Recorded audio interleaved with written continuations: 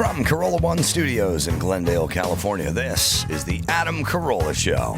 Adam's guest today, journalist Rav Arora, with Gina Grad on news and Bald Brian on sound effects. And now, there's not a damn thing you can do about it.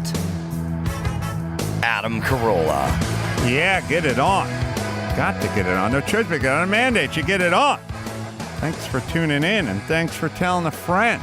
Love that about you, right, Gina Grad? That's right. Handball, Brian.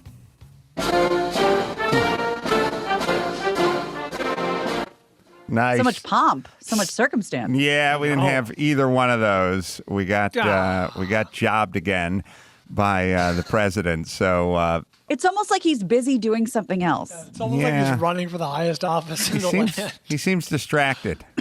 So theoretically, we are rescheduling. So we will keep you posted because there is a joke I want to reveal to the man that that's the whole point of getting him on this. But either way, so we'll reschedule and we'll figure that one out. So I was planning on talking to Trump and talking about that this morning, and then I found this old note that I'd made for myself. I don't know why. I think I was on an airplane. Sometimes you sit on an airplane, you have a couple of pops, and your mind starts to wander. And I was making these notes, and it's an old piece of paper, and I've been looking at it for a number of months now, but this never seemed like a good time to get to it, but now seems like a good time. I was thinking about my old grandfather, Lazlo Gorog, and I was thinking about all the stories he used to tell me. And by the way, that's going to be a lost art, right? The bedtime story. Absolutely. The sitting down. He never had a book, he just kind of free-formed it, From the old country, stories from the old country. Yes. I was going to say, we read Tessa books every night, and she loves it, but never tell her stories. Yeah. We're the opposite. He's over story. He's over books. Now he wants to tell us stories, and we have to tell him stories. Yeah, the storytelling it's very interesting. I used to go to his house. I would sleep over on the sofa in the living room because there was not a second bedroom. Because what would you do with two bedrooms or two bathrooms? My God. I live in two bedrooms. How many places can you lay your head at once? How many pots can you squat upon at once? Yes, my family's exclusive one bedroom, one bathroom house. And my grandparents' house, of course, the bathroom was attached to the bedroom. So you had to walk through their bedroom. Yeah, super pleasant. It was also, I remember as a young person, when my grandmother would throw a party, I always found it weird that everyone was walking through their bedroom to get to the head. But anyway, I'd go over there and I'd sleep on the sofa. I had my piss bucket underneath the coffee table. And my grandfather, who was Hungarian, who I found out later, Hungarians are weird because you don't think much about them. Like you think about the Italians and you think about the French and Canadians and Australians and Mexicans and Japanese. Like you have thoughts about all of them. No really Hungarian talk. People know how we know? Because there's no good stereotype for a Hungarian. You're not going to Hungarian on me, are you? Yeah, there's no good Hungarian stereotype. And as I've lamented, you could scour the entire Los Angeles basin. You wouldn't find a Hungarian restaurant. I mean, there are just oodles of Japanese, Mexican, Thai restaurants. I wouldn't know where to start. There's nothing. There's nothing. But old Lazlo Gorog, it turns out Hungarians are storytellers. That somebody said it to me once, that they're very verbal people and they're storytellers, and it all kind of came back to me. And so he would watch Johnny Carson, or before he went in to watch Johnny Carson, he would come in and he'd tell me stories.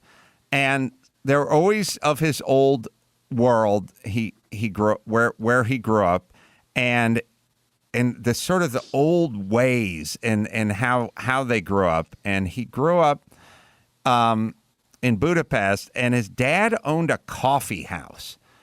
back romantic. Yeah, back when a coffee house meant something, I guess. I mean, not Starbucks, obviously, but a coffee house. Like people would go there, order coffee, and order sandwiches, I guess, and like sit there. I don't even know that it was a bar. I think it was just probably a communal gathering place. Yeah. Cafe.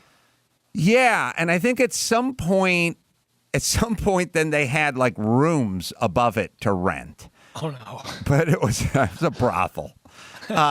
So he grew up like Richard Pryor. So That's right. he used to spend time in the coffee house, but he would tell me the stories, like the old timey stories, and I just wrote down some of these random things. So some of the stories he would tell were true stories. And then some of the stories he would tell were made up stories. Like he had a story about conjoined twins, and one of them liked, chocolate, and the other one hated Gina. chocolate. True. Yes, and So this is an example of true story. and they would and they'd be episodic. He'd do it for 15 or 20 minutes, and then he'd go, "Well, that's enough, but we'll pick up where we left off." Because that's the whole thing. If you're going to do the story time, make it episodic. Make it like The Sopranos or something. You'll pick up where you left off the next night, and you'll actually look forward to that. Imagine looking forward to your grandfather coming in and telling you in a Hungarian accent some old story about conjoined twins. But he would freeform those. But then he told me some sort of real stories, and some of the stuff I felt was pretty bizarre when I was 9. I still feel that way, so I'll see if I can dig up some of them.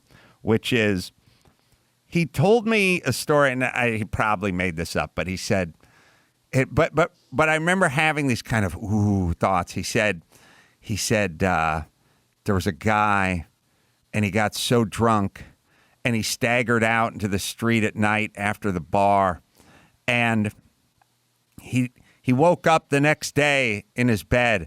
And he had no idea where he had been or what had happened to him or what had transpired. But when he woke up that morning, when he went to put his shoes on, both the metal tips for his shoelaces were flattened because they'd been run over by the trolley car, which meant he was in the tracks of the trolley car. And I thought, it was a little Twilight Zone-y. Like, how else could those metal tips on the end of your shoelaces be completely flattened? Now, I'm sure he made it up. But the point is I was young, and I was like, you must have been drunk out of your mind, passed out, and just standing there. And that trolley car just went like right past you. And I was conjuring all those images. The other one I thought was weird is he said in his town, men, when they went out on a Saturday night for drinking, they would wear a cup. They had a wooden cup that all the guys kind of just made themselves a cup. Like a protective cup for the drink. drink. Yeah. And you'd put the cup, you just slide it down your pants before you went out, because if there's going to be a night of boozing and fighting, back then, someone throws a knee to the groin or something, you rupture a testy, you're probably just going to die or never be right again. So I remember this discussion about guys would like whittle their own cups. Smart. He said, no Big Five going on. So he would tell me the story, and I think like everyone would have their own cup and then put it in and then go out and booze and carouse. He told me one about, he told me once that him and his brother found or stole a big tub of ice cream. And I don't know if it was outside of an ice cream parlor or a place where they manufactured ice cream, but he told me they put this tub, he didn't steal it. He's like, they just put it out. And it was, and he. That's how they make deliveries. They put it out the back door. He did have to fight off 2 guys to get it. So, no, he said they were just putting it out like they were throwing it out. And him and his brother found this big tub of ice cream and were going out of their minds and took it and ran with it. Couldn't wait till they got home. Got the spoons out and went into it, and it had no sugar in it. It was just cream. Cream. It was everything but the sugar, Salt. and he said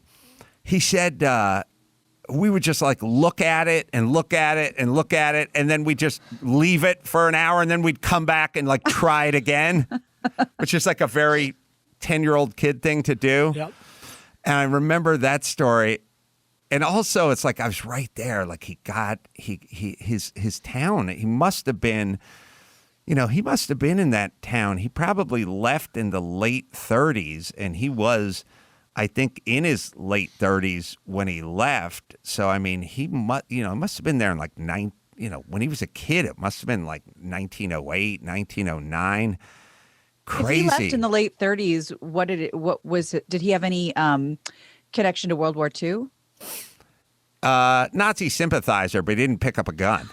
If that's what you're getting Yes, at, that's Jewish what I Gina. meant. There was more of a tacit approval. Was the romantic Budapest coffee shop leveled? I hope not. He obviously he was there through World War I. Oh, right, sure. You got to, remember about World War I. They don't call it Great World. War. They don't call it World War. I. They don't call it World War II for a reason, or they do call it World. All right. Yeah, he immigrated to the U.S. in 1939. So says Max Zapata.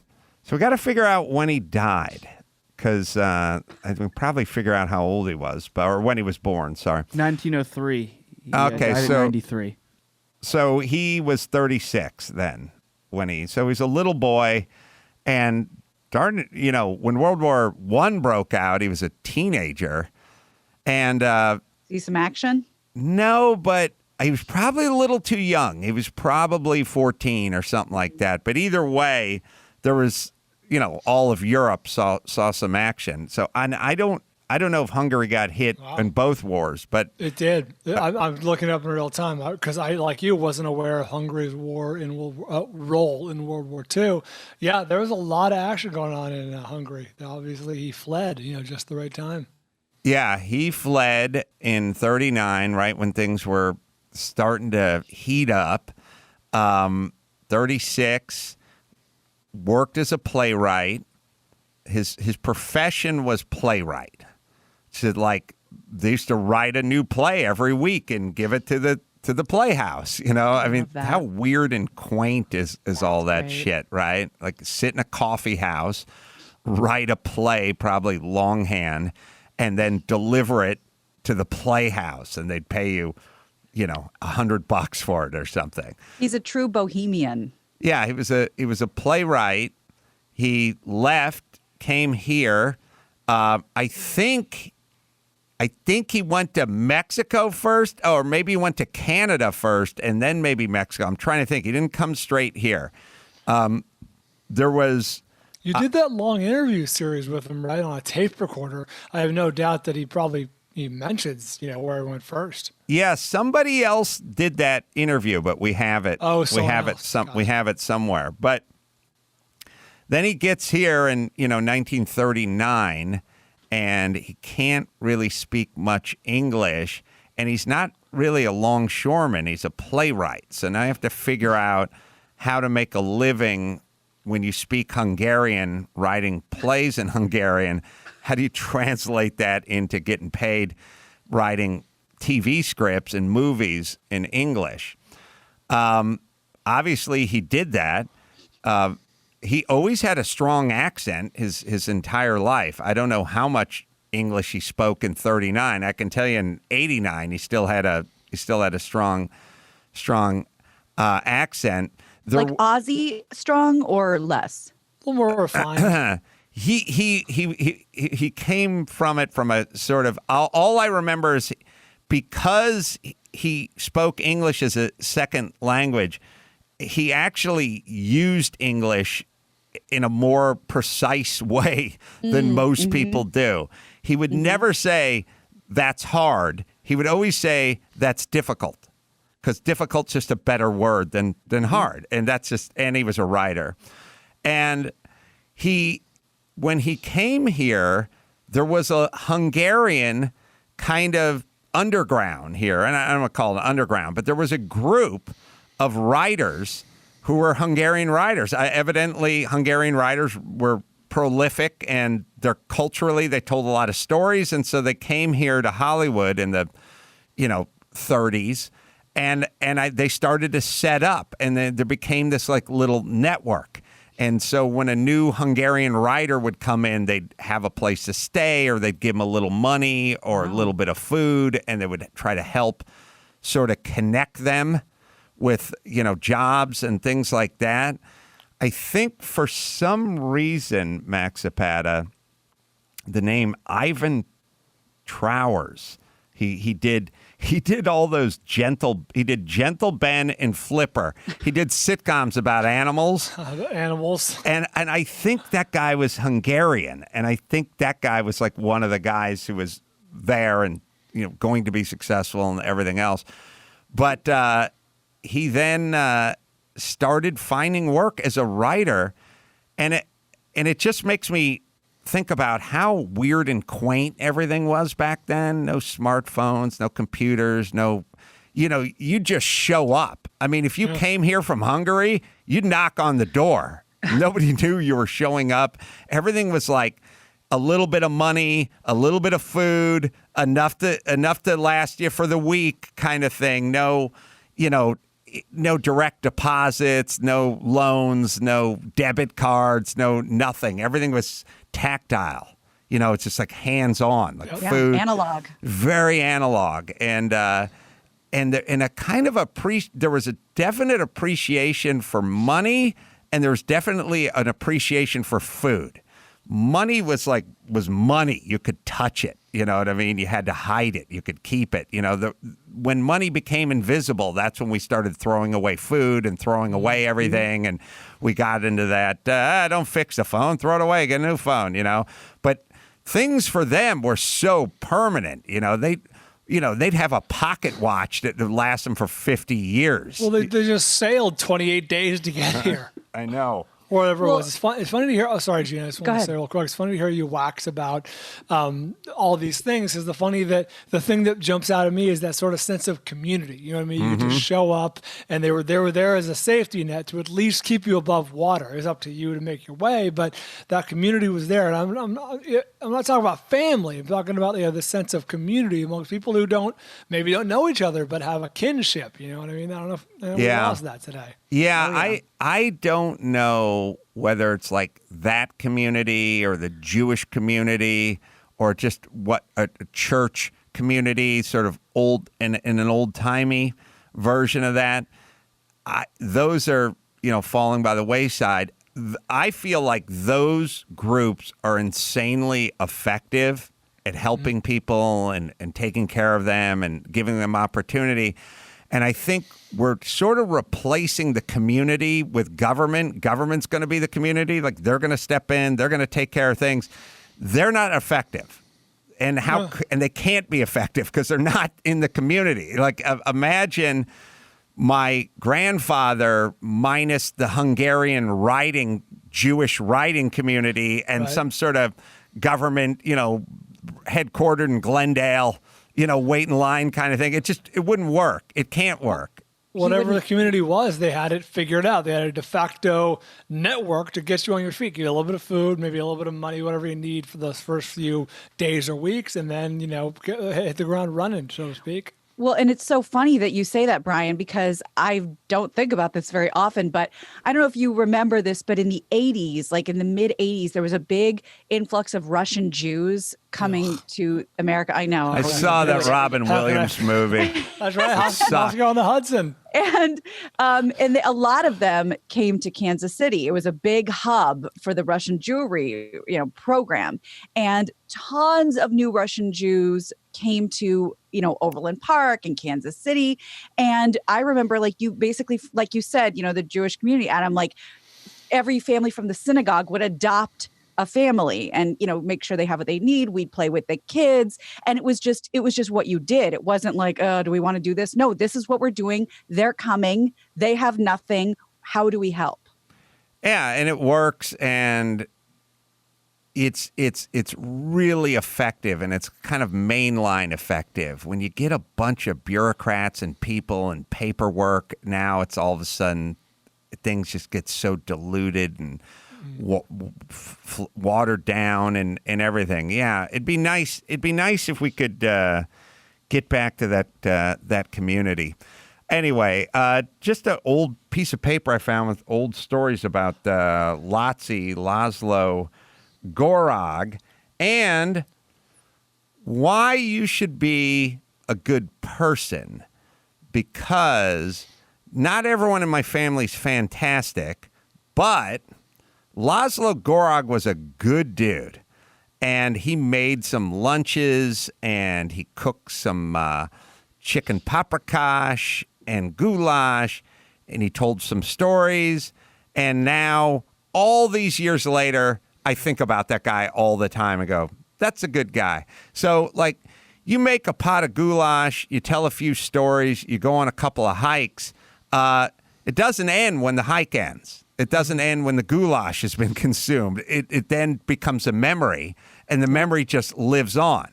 And by the way, your shitty actions also become memories, and they live on. That are crystallized. As well.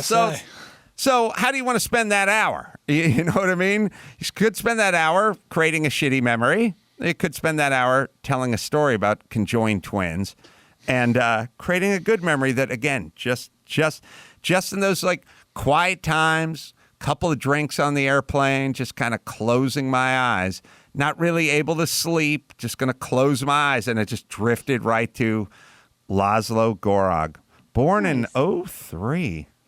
Jesus Christ. So he lived till he was 90? Yeah, he Wow. No, beyond, because he Oh, I thought you said 93. he died 93? No, he lived to the age of 93, died in 97. 97. Oh, wow. This is a problem for the 90s people, Yeah. right? Yeah. Like, it's if you make it to 87 and you die in 1921, no one's confused. You said Nana died at 21. Like, no, my fucking grandfather, his legacy is, are you 97 or 93, or did you die in 93, or did you die in 97? Yeah, 97. Remember, I got the call. I got back when we had phones, right? Back before cell phones. Yep. Right. I think I got the call like 4 in the morning. It was just my grandma, just a bundle of tears, like a Friday night or something. Like, he's passed, he's gone. I got up, went down there. That's when I met the good people from the Neptune Society. Right. Johnny on the Acquainted spot, with man. them. The guy rolled in 6:30 in the morning with his mom's station wagon. That You was knew the guy who did Flipper? that He's was the- obsessed with the sea. Who was Ivan Trowers? I think you're thinking of Torz, Torzs, or is that? Yeah, that's whatever. Hungarian no, playwright. it's a completely different guy. Yeah, no. This guy did an elephant and a giraffe movie. Yeah. In Operation Dumbo Drop. Ivan Tors, yes. Yeah, so he did a lot of science fiction movies and underwater Oh. sequences, but then moved into... What years was he doing? Because my grandfather was doing science fiction, as you well know, with the Mole People and Land Unknown, and he had a couple of these sort of schlocky sci-fi things. And Yeah. Ivan must have been Hungarian. He was Hungarian, and he got into sci-fi in the 50s. He produced The Magnetic Monster, Riders to the Stars, and Gog. And then the following year came the syndicated TV series Science Fiction Theater.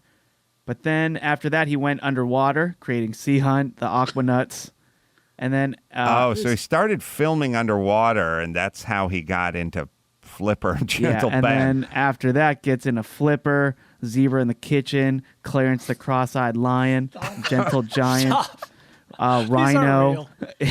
Rhino. Yeah. I did all animal shit. Yeah, Wow. got really, really into the animal stuff, and then made those into TV shows like What- Gentle Ben and Flipper. What year did he die? Atari. Listen, Gentle Ben and Flipper, these were big TV Oh, no, shows. sure the guy's a multimillionaire. Yeah. I know the theme song, and I never saw the show. The Flipper.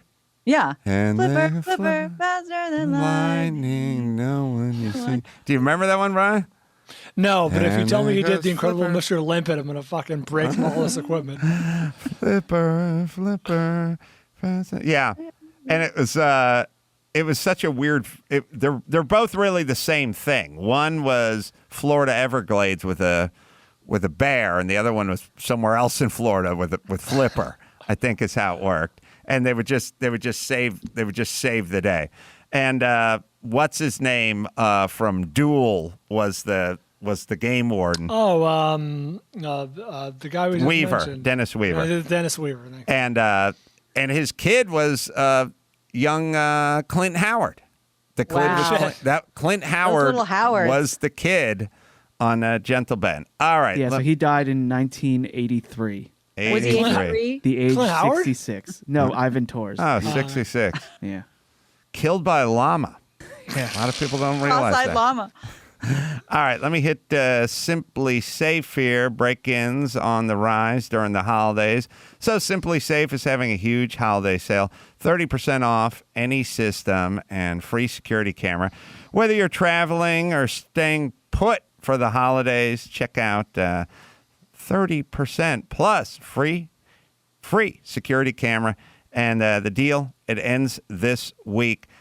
Simply Safe has been with us for a decade now. I've used them in all my properties. You do not have to drill. You don't have to pull wires. It's not a mess. Everything's very compact and clean. The batteries last up to 10 years, so you don't have to replace those all the time. U.S. News and World Report calls it best home security of 2020. It is Simply Safe, right, Dawson? Get 30% off Simply Safe plus a free security camera today by visiting simplysafe.com/Adam. Go today. This deal is this week only. That's simplysafe.com/Adam. Simplysafe.com/Adam. Ivan died in Brazil while scouting a new TV series. She was looking for Nazis, let's be honest.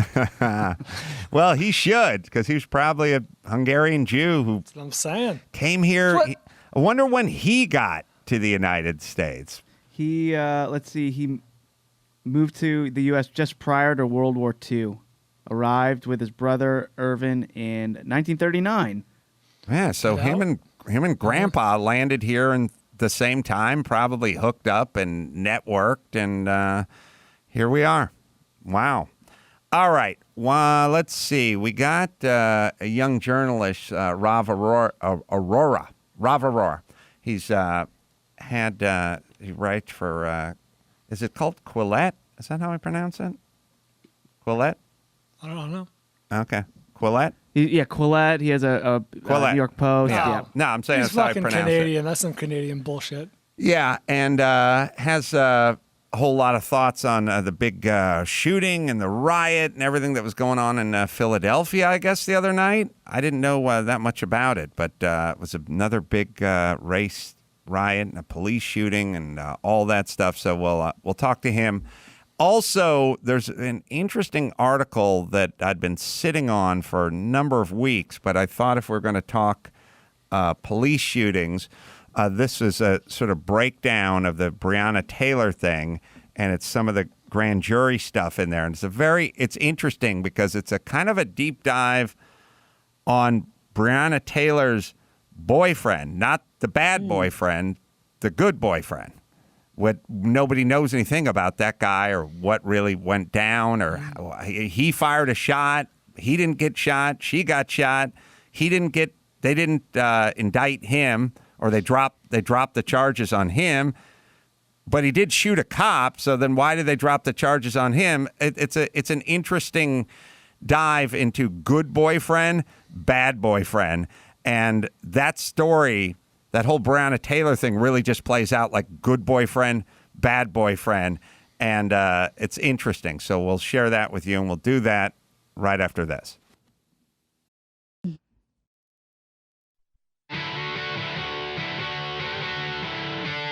It's time to check Adam's voicemail.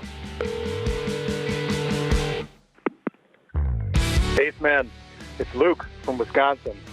When you coming back out here, buddy? Anyways, just driving down the road, leaving work. See a highway sign says, "Good grief, buckle up." I don't know if things are much better out here. Take care, Buzzaboo.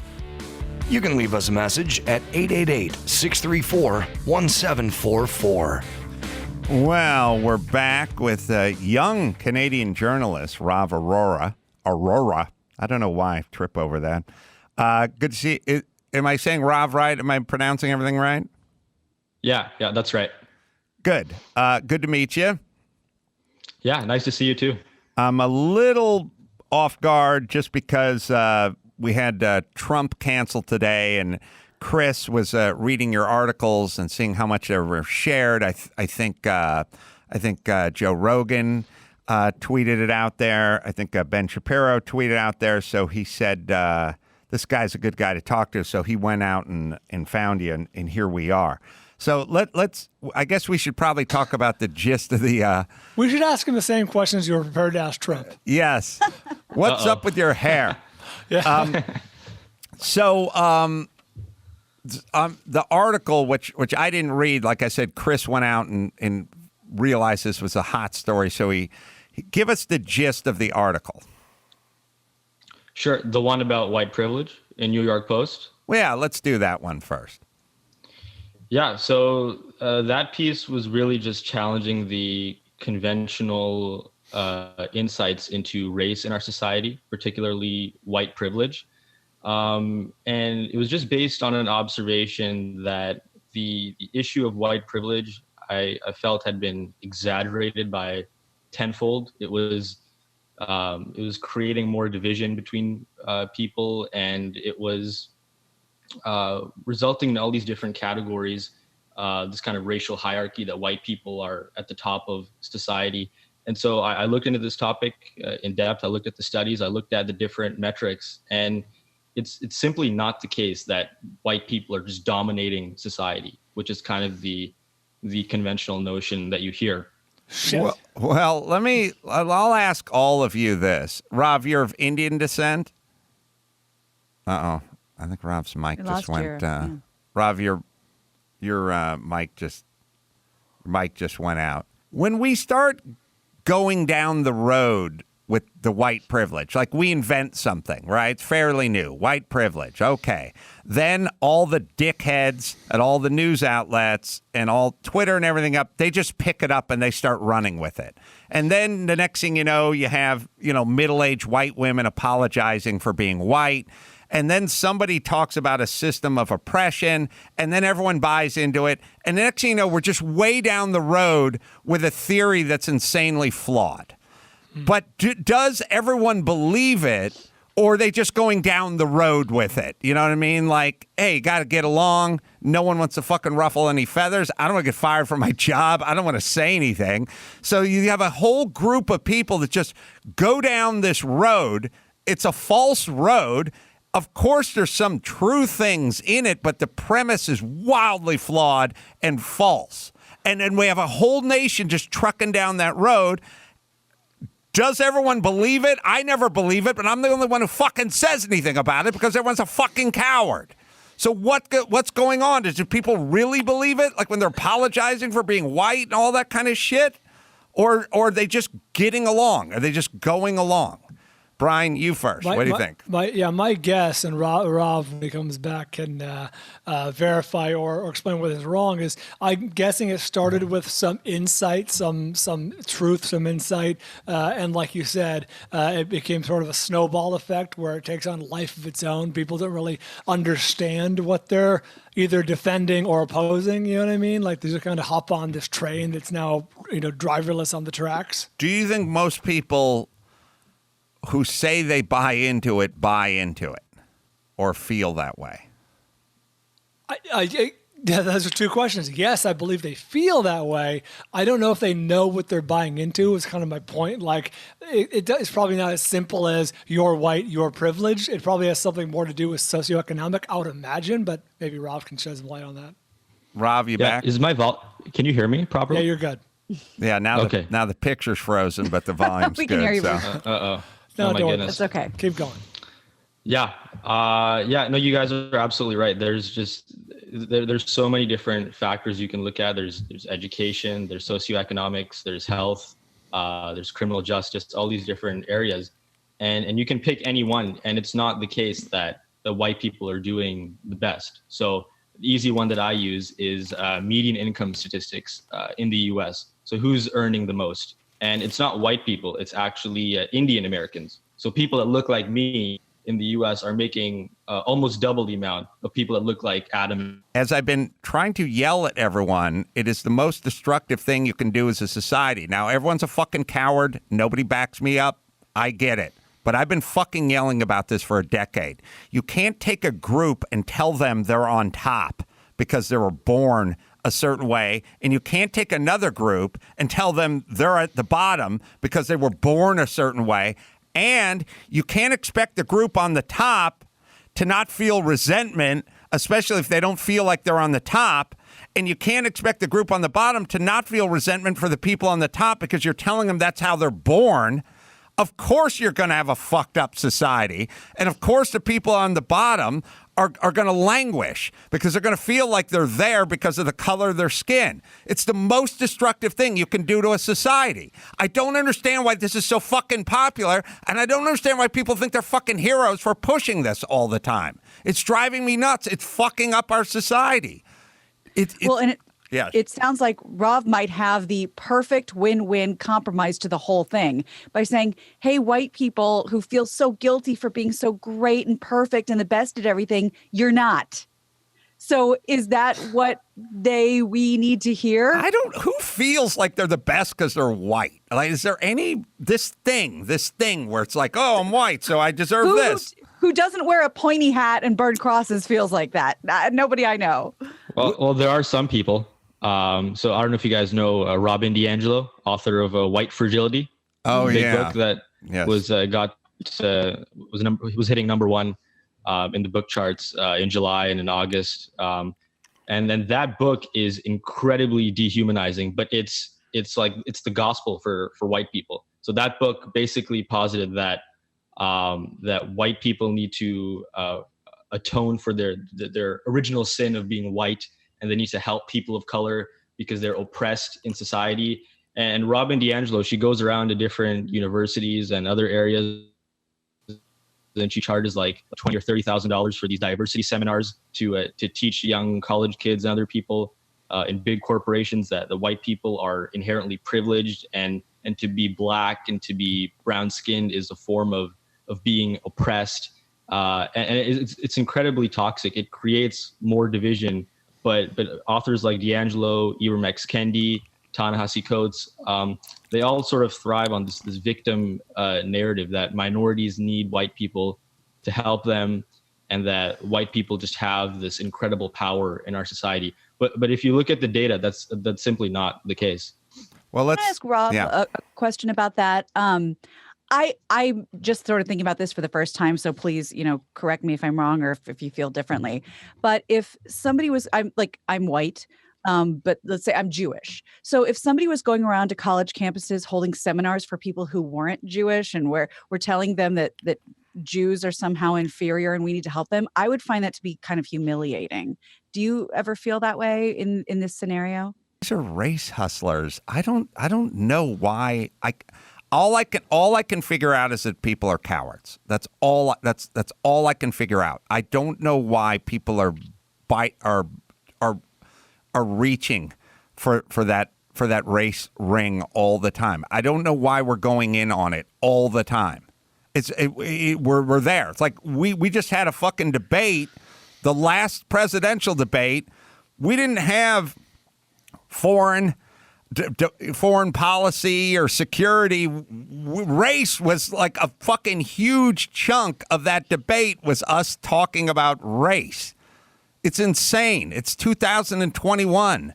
This is born from the media. This is cooked up. All these police shootings, there's a fucking viable story. Ferguson, hands up, don't shoot. That's not what happened. That's not even the story. The kid was wrestling with a cop and got shot. We're nuts. This is the media. Why is everyone buying into it? It's crazy. First off, 3/4 of he was a young black man gunned down in his prime. 3/4 of those stories have a whole bunch of circumstances, a whole bunch of shit that we never talk about or doesn't come to the fore. And then there's a whole bunch of white dudes that are shot by cops too, but we never talk about it. So we create this landscape that looks like white cops are hunting black men, and everyone buys into it. And then all the politicians buy into it, and all the cowards buy into it, and all the scared people buy into it. I don't get why it gets so much momentum. Is it just everyone is freaked out to open their mouth? Is that what it is? Yeah. Sure, that's part of it. Well, how many people have come, good people, friends, whoever, have come on this show just alone going, I don't want to be involved in this joke or this conversation. We hear that all the time. Rav?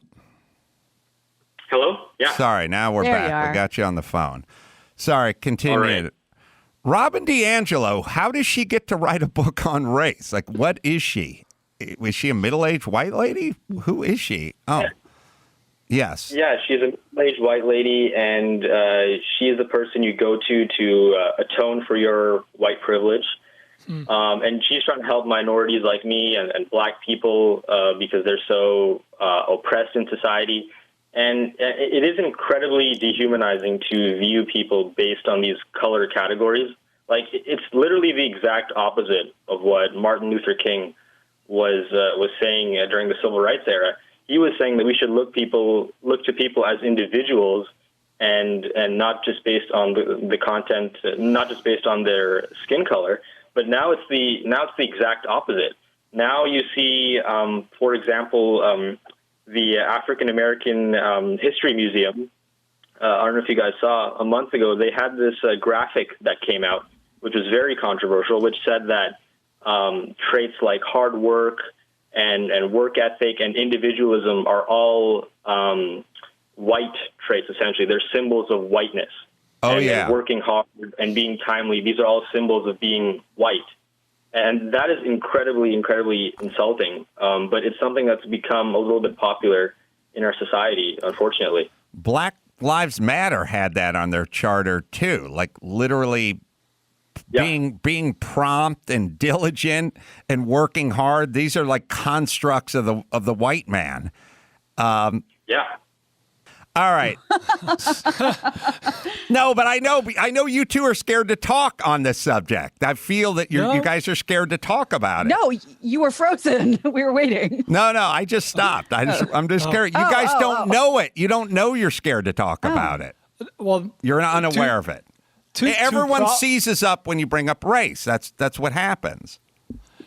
You have two problems that I've talked about before that are root of this. Number one, as long as we have cable news stations that are for profit, basically make money, and that's just part of the game. But as long as they're in it to make money and get viewers, they're not interested in telling a nuanced story, and that's number two. We have no grasp of nuance. Like, if you wanted to tell a nuanced story that tells the entire story, that's one thing that's honorable. It's not going to keep viewers tuned in. Like, after this, we'll tell you about coming after the break, we'll tell you about the latest blah, blah, blah. It might not be nuanced, it might tell the whole story, but it's going to keep eyeballs on you, and that's going to keep the ratings up, and that's keep the money flowing. But it's beyond nuance. It's shifting the entire narrative. That's not getting into the weeds or the details. It's shifting. It's taking Michael Brown and just turning it into hands up, don't shoot. We got another situation in Ferguson. That had nothing to do with a bad cop shooting. That was a bad kid who strong-armed a liquor store guy, walked down the middle of the street. Cop told him to get on the sidewalk. He ignored him. He kept walking. The cop backed up the car. He has his DNA on the cop's gun. They wrestled with a gun. He wrestled with him through a car window. That it was not he walking down the street and a white cop shot him. It's volitional and it's intentional. It's not they don't have time to get into the nuance. They're actually shifting it. I agree about, it has nothing to do with time. They could spend all the time they want. They could dedicate an hour or two to it. I think we're saying the same thing, which is the headline, the story. The fact is white cop kills black kid. But like, if you dive deeper into it, there's nuance there. There's like, but this happened and this happened and this happened. We're saying the same thing. Yeah, but but I know we are, except for I'm only pushing back because it's not like it's not like they ever get to the nuance, and all their stories of headlines of white cop shoots black kid, black kid who wrestled with cop or black kid who had a knife or black kid who had a gun. Like they just leave that part off. It's just white cop shoots black kid. It eventually gets into the zeitgeist. And then if you talk to people, that's the story. If you just stop someone on the street, you go, what happened in Ferguson? They go, that big gentle giant kid, the cop shot him in the back, right? It's like, no, never shot him in the back, shot him in the front, wrestled with the cop, DNA on the gun. I noticed this on Twitter today. Every single time an unarmed black man is killed, they go out of their way to mention unarmed. The news today with the guy with the knife chasing after the police who got gunned down, he was just a black man. He was not an armed black man. Right. This is you intentionally twisting the fucking story to agitate or titillate or excite or sell soap, which I get it. That's the business you're in. But it has become, but at a certain point, you have a fiduciary duty, I think. And you've let it go by the wayside. And now everyone is fucking agitated because they think white cops shoot black people. Statistically, it doesn't work out that way, but we never hear those numbers. Rob, sorry. Yeah, no, you're absolutely right about the statistics, and we can talk about what happened last night and the numbers as well. But what happened last night in Philadelphia was cops were called to the scene because there's a man with a knife, and there's some brief video footage that's really, really unclear, and I would urge everyone to not draw sweeping conclusions just based on an incomplete video, which is what happens a lot. And so police are there, 2 cops, and then there's a young black man. And he has a knife, and they're telling this man to let go of his knife, and he keeps on approaching them, and then they're following this guy, and his mom is with him as well, trying to make him stop. But then he kind of just jerks forward, and then the video cuts off, and then the officer shoots him several times, and then he later dies in the hospital. And there's an incredible nuance to the story. An investigation is happening right now. We should be patient with this. But a lot of these rioters, a lot of these radicals, that doesn't matter to them. What matters is that a black man was killed, and so that's an excuse for not just protests, but riots last night. There were cop cars on fire. There was looting going on in stores. There's all these videos that were being posted. I have it on my Twitter if anybody wants to see a bit of a compilation. And there was one 56-year-old female cop who was ran over by a pickup truck. And there's video of this. It's incredibly disturbing. And she suffered from a few severe injuries. I believe her legs were broken. She's in the hospital right now. And all this chaos and anarchy is ensuing in Philadelphia, or was at least last night.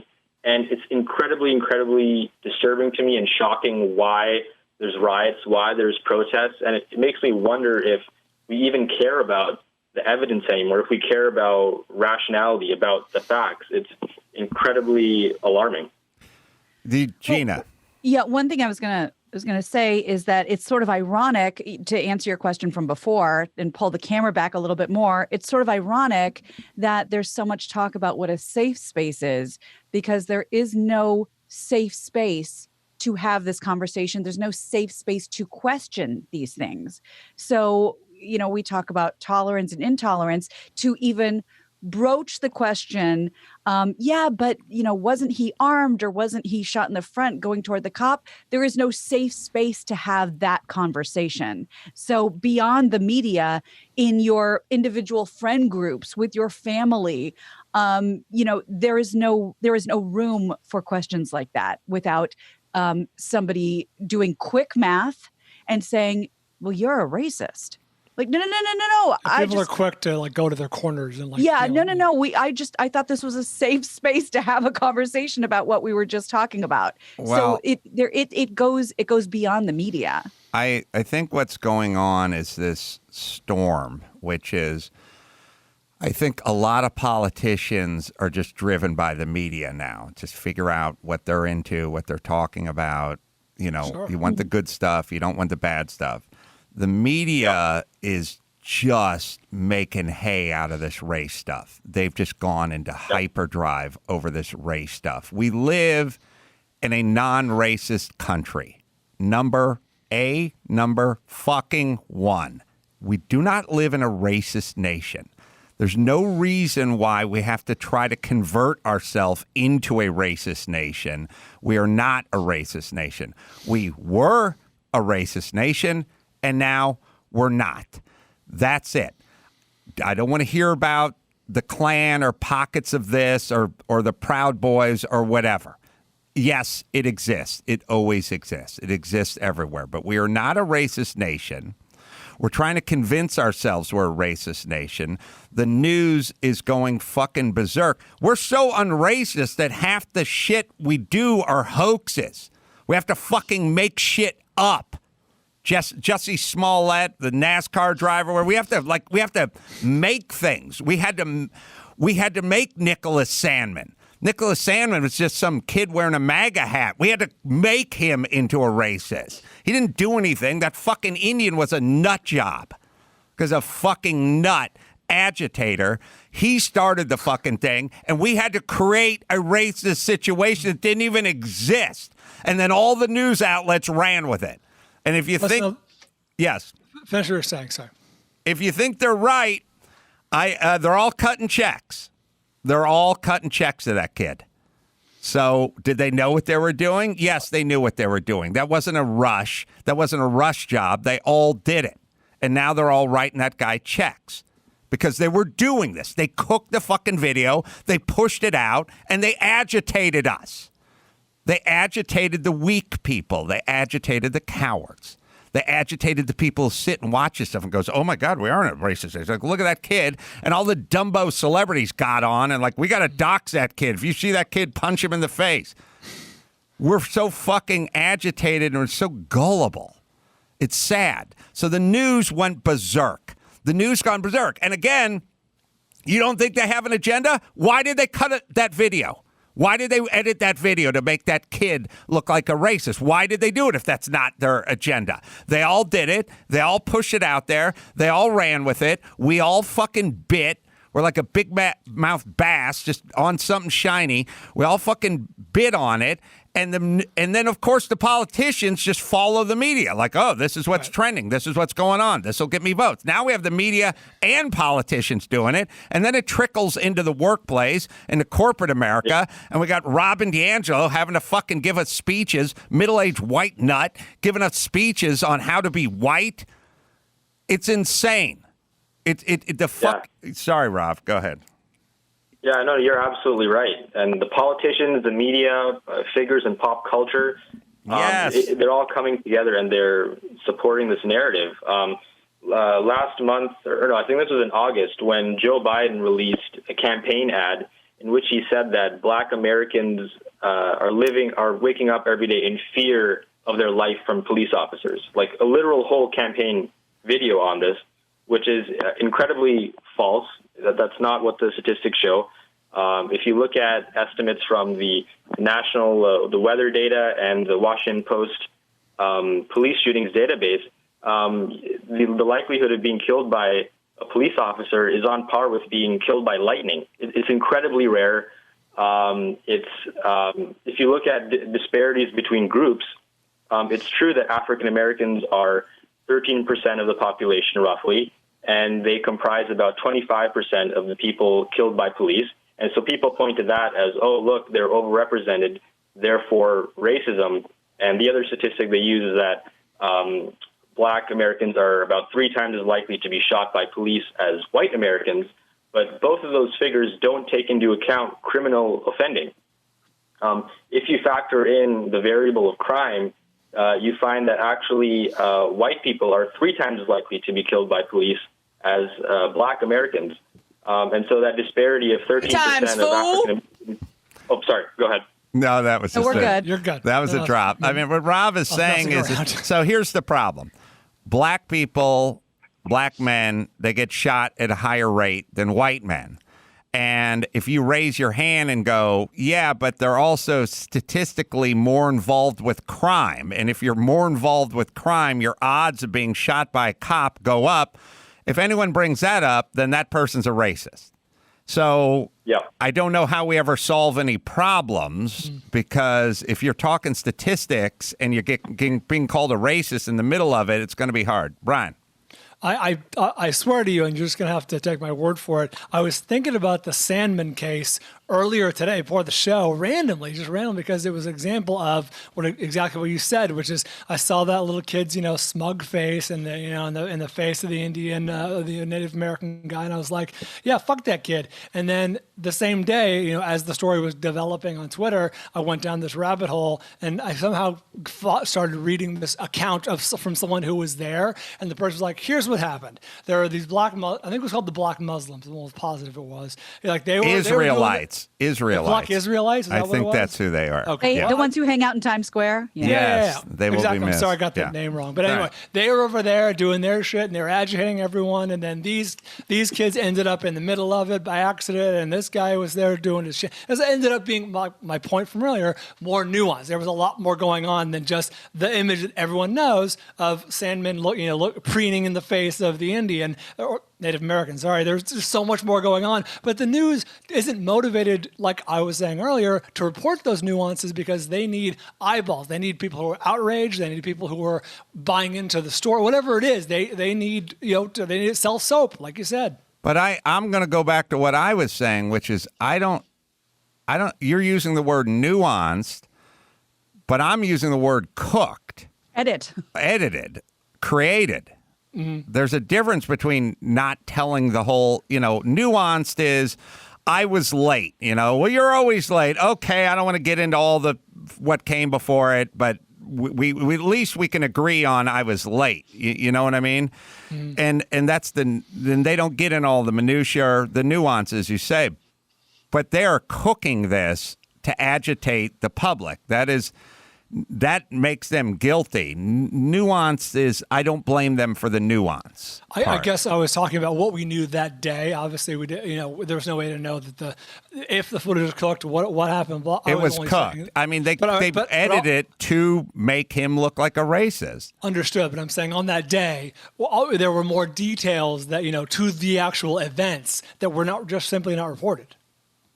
Because they wanted him to look like a racist. Right. That's what I'm saying. Since come to realize, Or do we? Do most people even know that now? You know what I mean? Well, Sandman's sitting on top of a pile of money. So I was going to say, Gorilla's meme and the lawsuit will be the first thing that comes up, I'm sure. No, they settled all out of court. I mean, it's most Americans, if you show them that kid, they'll go, that's the kid that blocked the Indian. They don't know that CNN settled up with him. I'm saying, I don't know if we're talking about the same thing or saying the same thing or not. I'm saying they cook it. They know what they're doing. That's what I'm saying. I don't think it's a nuance issue. I think it's a credibility issue. In this instance, you're 100% right. I don't know that they cook. I would imagine they'd be out of business if they cook tons of video. They do it they do a version of it for every race-based story. They give the version. It's just what Dawson just said. If it's an unarmed black man, it says unarmed black man. If it's a black man swinging a knife, it says a black man shot. That's an attempt to get us to think this or go that way. I think we are coming at the same thing from two different angles because I said one of the first things I said was they'll tell the story, which is objectively true. Unarmed black man shot by blah blah blah. But there's so much more. Again, nuance. There's so many more components to this. All right. Let's put it to you this way: nobody can know all the story. They're not. They're giving you there's a whole bunch of stuff. All stories that we're never really going to get to. They're trying to get us to not look into that stuff and to think differently about this story by the way they present it. Can I ask a quick question? Yes. I don't know if anyone has these facts in front of them. I'm quite sure you don't. But by memory, and Rob, you seem to have a lot of facts and figures stored up. So perhaps in the 90s, let's say, did we put in the headline what race people were when they were victims or perpetrators? Is that new? I truly don't remember. He wasn't born. Well, I know, but he has a lot of he cites a lot of sources. So, like, for instance, when we report in the newsroom, this person is tried to kidnap a kid walking to school in Buena Park. at the end, we say, just so you know, he was reported as Hispanic, approximately 25 to 35 years old, and that all comes in. But was the race always the headline? I don't remember. Yeah, I'm not sure if race is always part of the headline. I mean, if we're talking about police shootings specifically, white guys who get killed by the cops, they never even make the news. Like there's a few local outlets that might report it, but cases like Tony Timpa, who was killed in a very similar fashion as George Floyd, the police were on his back for about 13 minutes, and they basically suffocated him to death. And this is on video. But his name will never ever be uttered in any mainstream conversation. But if it involves a minority, then the race matters. If it involves a white person, then the race suddenly disappears. So there's a bit of an ideological narrative that's underpinning all of these issues. Well, look no further than Daniel Shaver in Mesa, Arizona, the worst cop. Yeah. That wasn't a police shooting. That was an execution. That was the police executing a citizen. White guy. So we're talking about nuance. There's no nuance for that story. That story doesn't get told. So the news is not interested. So are they interested in police shootings or not? Well, not if you're white. So you've already said something as a news outlet. Do you think police shootings are important? Do you think this is an issue? Is it something that should make news? If so, then the Daniel Shaver story would be a national news story, and everyone would be familiar with his name and that footage because it was the worst cop shooting ever captured on video. But we are not, because the news has deemed that to compete. So what they went is, well, Shaver, he's going to compete. So what we'll do is we'll do the Nick Sandmann story and present it this way. And if you're white and you get shot, we're done. We're not going to even show it. It's just be omission. That'll be it. Dawson's got a face over there. Yeah, but, well, I mean, Brian, I respectfully disagree with you when you say that you guys are coming from the same point, because these reporters, the story is there. The story is there. And the story that they have reported on and all of the examples given is the exact wrong story. Are you talking about Nick Sandmann? I'm talking about Sandmann. I'm talking about Breonna Taylor. I'm talking about Michael Brown. I'm talking about everyone that you've come up with. Yes, they're all... The stories are there. It's not that we don't have enough time. We're not going to dig deeper. It's there. They're just not reporting it. Well, they're doing the narrative. I'll put it to you this way. If it was just kind of rushed reporting, then it would favor the cops sometimes and favor the black citizen sometimes. Like, there wouldn't be a narrative, a theme. You know what I mean? The theme has emerged. That's what I'm saying. I agree, and I don't think I said, and I hope no one thinks I implied, that it was a lack of time. Like, they're clearly doing it. I'm positing, and I truly believe this, they're doing it, and they know what they're doing, of course, but it's to I don't know, excite the base, get people watching, get people tuned in through those commercials to the next segment. I don't think it's a lack of time. In fact, I don't think I suggested that. Okay, who's the base? You're saying in the Sandmann thing that they got the story, they rushed to get the story out, and then later on. It was featured prominent. That's barely, if you really think about the details of the case or the story, that's barely a news story, let alone a national sweeping news story. And of course, furthers the he's whatever the narrative. He's an annoying little shit. He's upset. He's agitating. He's agitating these Native Americans. Whatever. Or he's a privileged kid. Whatever that narrative is, it completely falls in line with the story that they're telling over a long period of time. I don't think it's a time issue. I just want to clear that up. All right. Rav? Just one point I was just thinking of now was that this re-racialization of society that we're going through right now, this obsession with race, actually distracts from the real issues. So if you look at what happened with Breonna Taylor, the war on drugs, and the no-knock warrant, and all the legal ramifications of that, instead of talking about that, the conversation has been about like sleeping while being black and the dangers of being black in America. And there are real issues at play with George Floyd. Let's talk about the policy. which Derek Chauvin was actually working in line with. His knee was on George Floyd's neck. That was part of department policy. And many police officers have done that. Let's talk about that. But instead, the narrative is about race. And so instead of talking about the real issues, we just focus on this one variable. And so then the white people killed by cops, that doesn't matter anymore. All the nuances of these cases don't matter. It's just the race is a single factor. And from there, we draw all these sweeping conclusions. Well, and also, everyone thinks I'm fucked up for this, but Barack and Michelle Obama giving fucking long-winded speeches about what a racist nation we're in and how young black kids, should have to look over their shoulder when they leave the house for fear. That is fucking people up. People listen to you. People listen to you guys. By the way, two-term black president, then giving us fucking long speeches about our racist nation and about how dangerous it is to be a young black man. One of the most beloved presidents of our many generations. Barack Obama is bigger than any celebrity, and Michelle Obama is bigger than any celebrity. And they are more beloved in this nation than any couple I could imagine. If you did a power rankings of what couple would you like to come to dinner in the United States, they would probably beat the shit out of Oprah and Stedman, who happen to be black as well. Them giving us long speeches on how racist we are is fucking dangerous. It's dangerous. And I don't think people really understand that.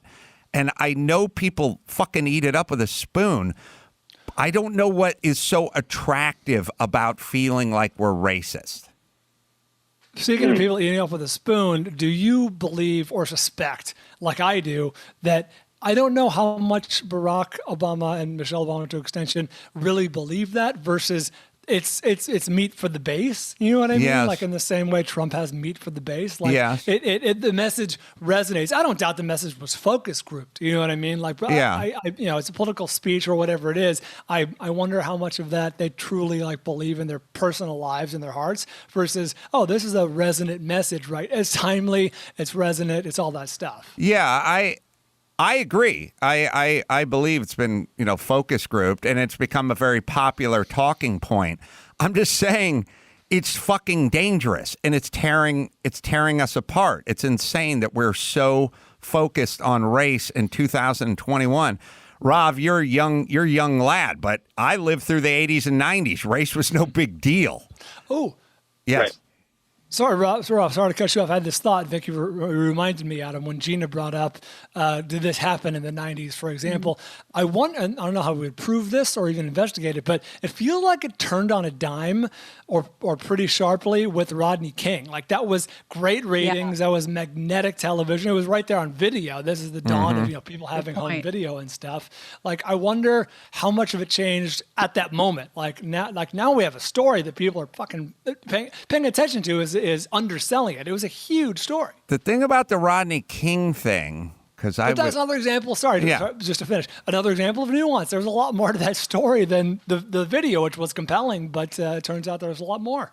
Well, the lot more was there was a chase, that went on before we got to the end of the chase. But, as far as, hey, if you got video of a guy getting beat the crap out of him with no edits in it, your news outlet, run that video. You got to. I get it. That was, I don't think that's an example of one with a lot of nuance, because the nuance was just the chase leading up to the beating. I don't know. Wasn't he high? Can we investigate? Oh yeah. I mean, I'm sure everyone's high. I mean, George Floyd had like an insane amount of fentanyl and other shit in him as well. We don't talk about it, but everyone's on something. But Brian and Rav, who's too young, and Gina is somewhere in between.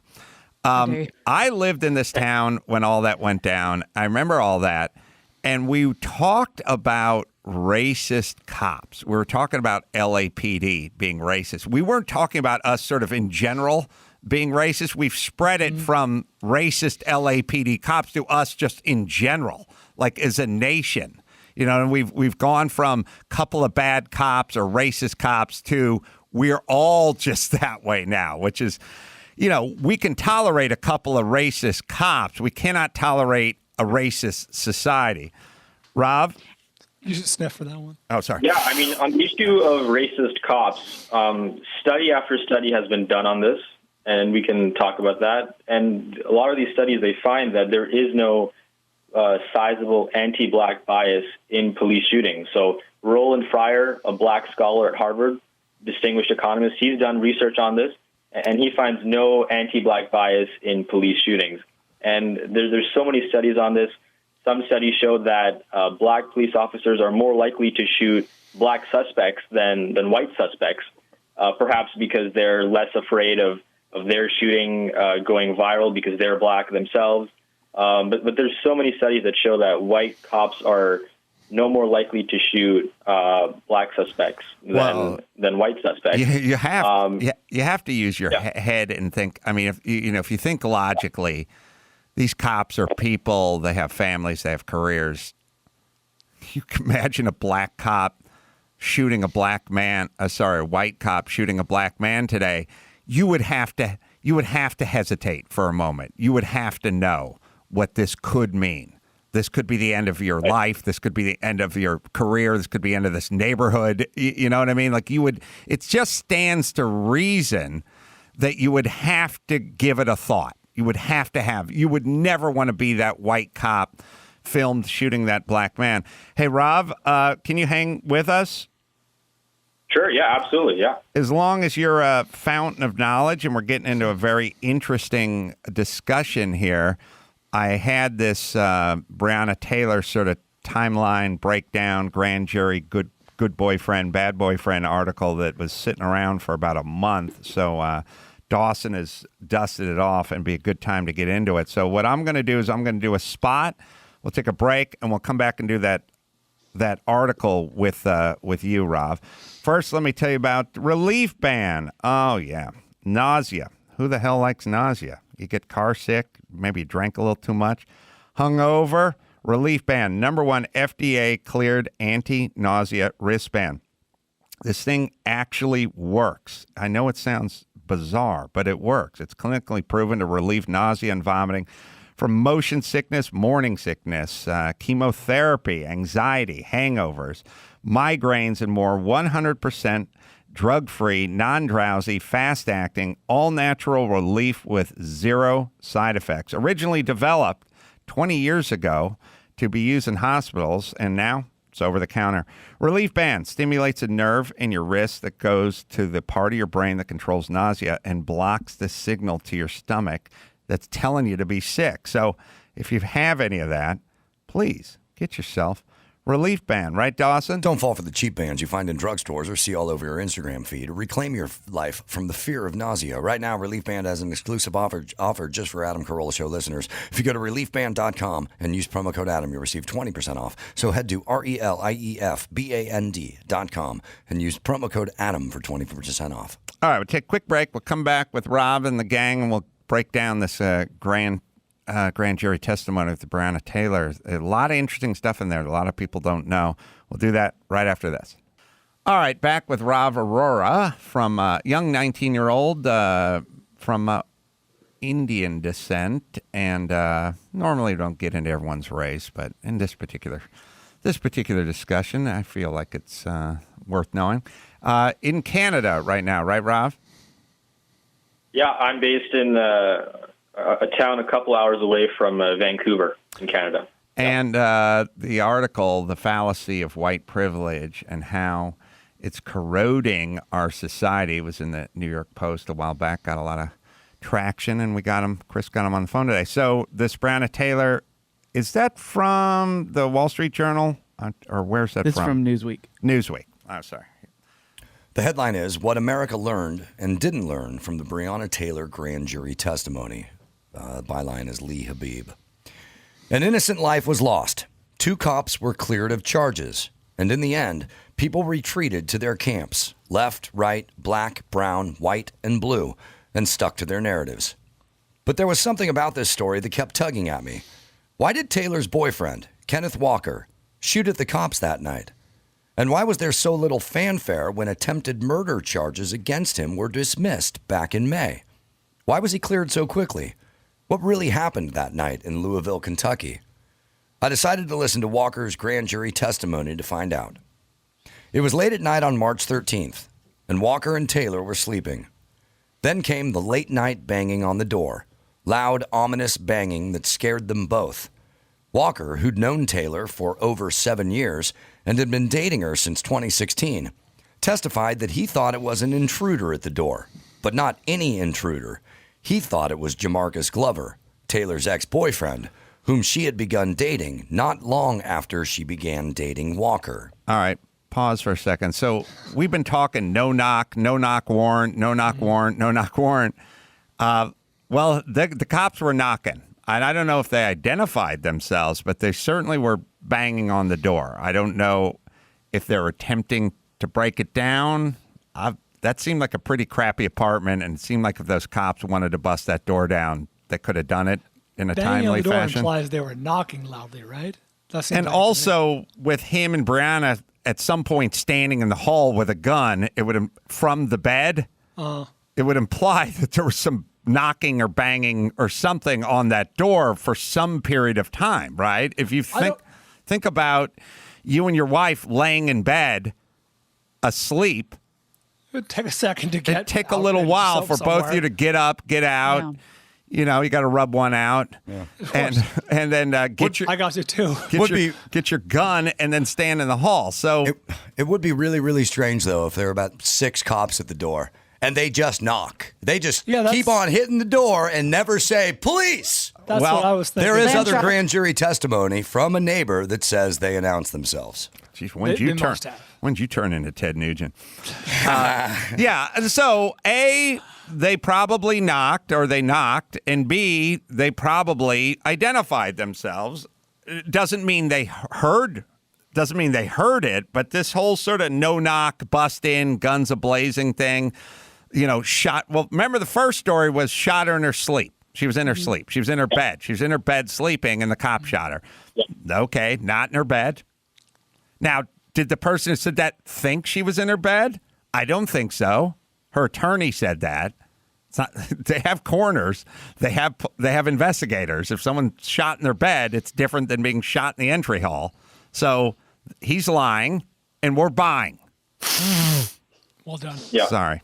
Okay, so we thought it was Jamarcus Glover. Glover had a lengthy criminal record dating back to 2008 in his home state of Mississippi, where he served 6 years of a 17-year sentence for a drug felony. After his release, he moved to Kentucky, where he was convicted of another drug offense in 2014. More brushes with the law followed. In December 2016, Taylor rented a car for Glover and lent it to him. Not long after, a man was found dead in that car. He was executed gang style. But the thing that's funny about this is I told that to Mark Garagos. This is all Mark Garagos does is these kind of cases. He's like, she rented a car and then the boyfriend executed a guy in the trunk of the car? I didn't hear about that. And I'm like, well, if you didn't hear about it, Mark, it's not being talked about. But you know who did hear about it? AJ Benza, because he was the first one I remember talking about that. Yeah, now it's fucking up the narrative that the media is pushing out there and politicians as well. But if you rented a car and it was in your name and it was for this guy and someone was found executed in the trunk, you might make a list of people the cops were interested in versus rando person sleeping. You know what I mean? It fucks up the narrative of her being on this warrant or her place being on this warrant. But yeah, I think if someone was executed in a rental car and your name was on the agreement, the cops might put you on a list. All right, sorry. All right, the following is all quoted, which makes me believe it's probably from a police report. Inside the car, there were 3 baggies of drugs and Miss Taylor's rental contract. The victim was the brother of an associate of Mr. Glover, who had been arrested alongside the drug dealer numerous times. Investigators didn't believe Taylor had knowledge of that crime, but they wondered whether she was involved in Mr. Glover's drug operation. That's also quoted. that they wondered whether she was involved in the drug operation. This is a Times report, not the police report, just a clarity. Mm-hmm. Thank you. In the years to come, Taylor would have come up with bail money, at least $7,500 for Glover and a friend on 2 occasions. That's why the cops were at Taylor's home that night. Not because they thought she was a dealer or a bad girl. She was neither. But because she had been dating a bad guy. And that bad guy spent time with her and listed her apartment as his home address with Chase Bank, where he had an account. 5 no-knock warrants were signed by a judge that afternoon seeking evidence of drug trafficking by Glover and people affiliated and associated with him. The night of the shooting, Walker admitted he fired the first shot. So, boom, 1 shot, he testified. Then all of a sudden, there's a whole lot of shots, he continued. I just hear her screaming. That's why Walker wasn't charged, because he was a good guy and a licensed owner of a 9mm Glock. And he thought the person trying to break into his girlfriend's apartment was a bad guy with a bad history. A bad guy his girlfriend was trying her best to leave. That's why Walker fired that first shot to defend himself and his girl. Can I say this? And Rob, curious what your take is. Sometimes shit is just horrible timing, bad coincidence, and a whole it's a whole bunch of bad things just converging at once. You know what I mean? Mm. We try to turn it into bad cop shooting or racist cop or whatever it is. This story is just a tragedy. It's really just a tragedy with a whole bunch of shit that almost like it's almost like sometimes when they investigate a commercial airline crash, you'll realize it was just a bunch of little shit that added up and turned into a tragedy. But it wasn't. We're looking to blame the cops on this one. This is just a flat out mistake, tragedy. And when the cops came through the door, the new boyfriend thought it was the old boyfriend. When the cops were coming through the door, they just thought they were being fired upon, probably by the drug dealer, old boyfriend.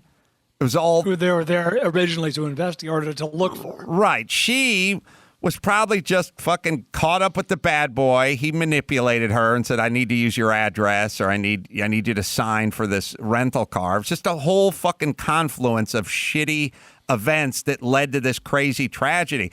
How is it that the cops return fire, miss altogether the guy who shot the cop, the boyfriend, and hit Breonna Taylor as many times as they did? I mean, it's the worst. Yeah. It sounds, I'm not a luck guy, but this is just a tragedy with the worst luck ever. Sorry. Go ahead. That's why Walker fired that first shot to defend himself and his girl. And that's why he was cleared of the attempted murder charge, because under Kentucky's Stand Your Ground statute, citizens have the right to use deadly force against an intruder. He told investigators that if he'd known it was the police at the door, he would never have fired that shot, and that he and Taylor had no reason to fear the cops. The testimonies of Sergeant Jonathan Mattingly and Detective Miles Cosgrove of the Louisville Metro Police Department were equally compelling. The 2 officers said they knocked at the door repeatedly and identified themselves. Mattingly testified that he saw silhouettes of a male and a female figure near the end of the hallway, the man holding what appeared to be a gun in his hand, his arm stretched out in firing position. Then came the first shot, which was fired by Taylor's boyfriend. As soon as the shot hit, I could feel the heat in my leg, Mattingly testified, and so I just returned fire. He recalled firing at least 4 rounds. Cosgrove, who was behind him, also returned fire. And that's why the 2 Louisville cops who shot Taylor were cleared, because, like Walker, they too thought they were shooting a bad guy who shot at them first. A young woman's life was cut short, and the lives of all who loved her were permanently changed. But the cops' lives were permanently changed too. They must live with the fact that they shot and killed Taylor, and will forever live with the accusation that they were racist murderers. There were no winners in this story, and no criminals, except the drug-dealing ex-boyfriend. Well, there Who you was go. nowhere to be found. All right, but Yeah, the luckiest one in the whole bunch. that's what happened. But that ain't the message society got, and that ain't the message we've been putting out there at all. Just a shit show. Just a bad bunch of events that all just came together at once. And that's all. And I don't know why that's another shining example of how racist our country is, but we sure the fuck turned it into one, didn't we? All right. Became a cause celeb. I know. It's on every LeBron James' fucking tennis shoes. It's a weird thing. Also, like, you know, nobody deserves to die. She was young. It's a tragedy. It's a tragedy, but it doesn't have to become a cause celeb. It's just a bizarre fucking random tragedy that happened to involve cops and her boyfriend. Rob, thoughts? Yeah, it's an extremely convoluted case with so many details, so many nuances. But you have to understand that the perspective that this is being viewed from is that America is a systemically racist society, that there is an epidemic of lethal police violence against Black Americans.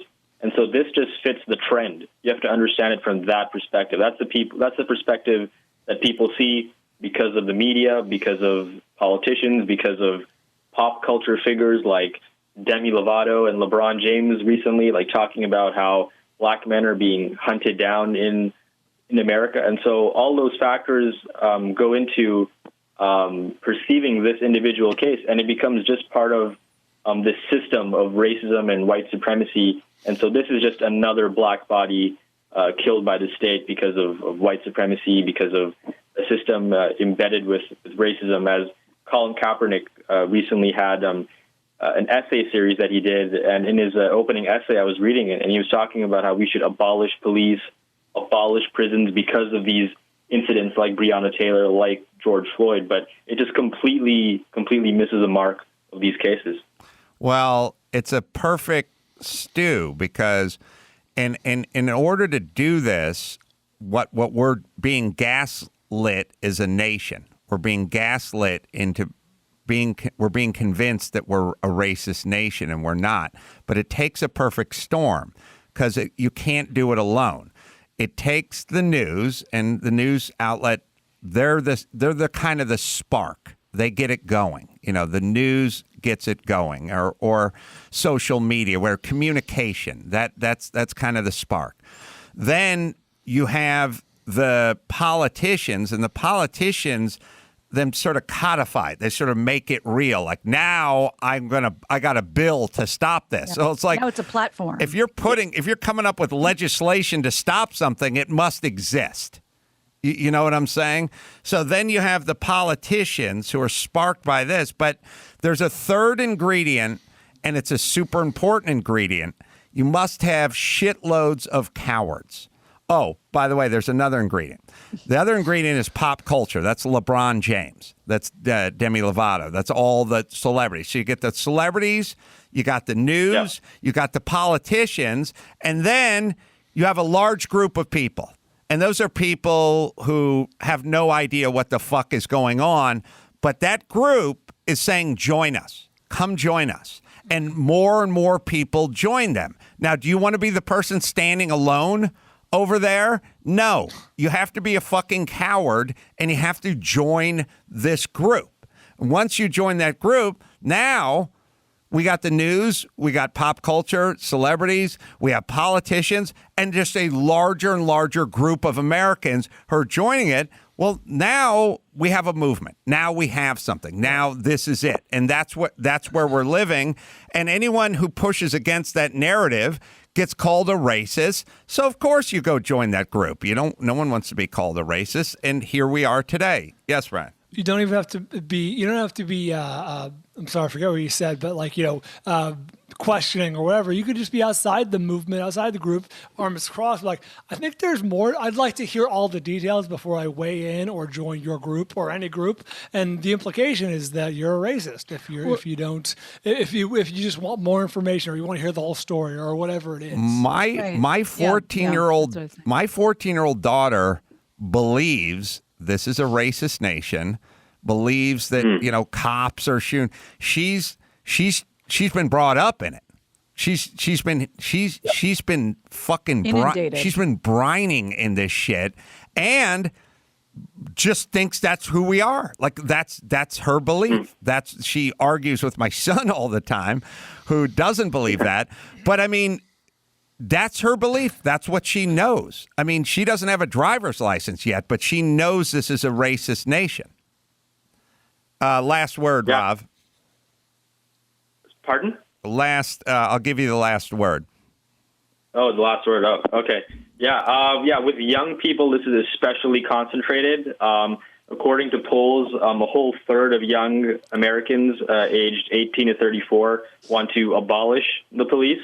And this is all starting from social media, and cases like George Floyd become gateways into kind of social justice ideology. And so what started as real righteous protests against police brutality turn into hashtag abolish capitalism. They turn into white privilege, systemic oppression, racial oppression, microaggressions, white fragility. All these things then become part of the deal. And these young kids being brought up in Instagram and looking at these posts, and they're learning this new language. They're becoming exposed to political activism, and they want to identify with it, and their friends are doing it as well. And so there's this huge social phenomenon that's taking place here, and it's creating this new generation of young Americans, young Canadians that are viewing the society as systemically racist, and they want to defund the police or abolish the police. And it's incredibly toxic, and it's making our conversation really radical and not focused on the actual issues, which we're not talking about at all. Well, of course, and again, all those roads just lead down to people being fucking cowards. At some point, people are going to have to fucking speak up, and if someone calls you racist, so be it. You will get the fuck on with your life. God knows I do. Hey, Rob, thank you so much for joining us. Rav Arora. Thanks so much. Appreciate it. Let me give your website out. RAVARORA.com is the website, and check up on his very interesting articles. Thanks, Rav. Yeah, thank you. All right, let me hit Liquid IV, and then we'll roll into some news. No police shootings, please, Gina. All right, Liquid IV. I love this stuff. You want to feel good? You want to work up a little lather, get a sweat going, exercise, diets, vitamins, good. Flu season's around the corner as winter approaches. It's more important than ever to have a strong immune system. That's why I use Liquid IV, and they created a hydration multiplier and immune support as well. These days, come on, more than ever, vitamin C, vitamin D, zinc, all the great stuff. Wellmune, a naturally sourced beta-glucan, provides help and strength, helps to strengthen your immune system. I take this stuff on the road every time I go somewhere, every time I go for a long hike or a long walk. Put it in your water bottle, shake it up. It tastes great.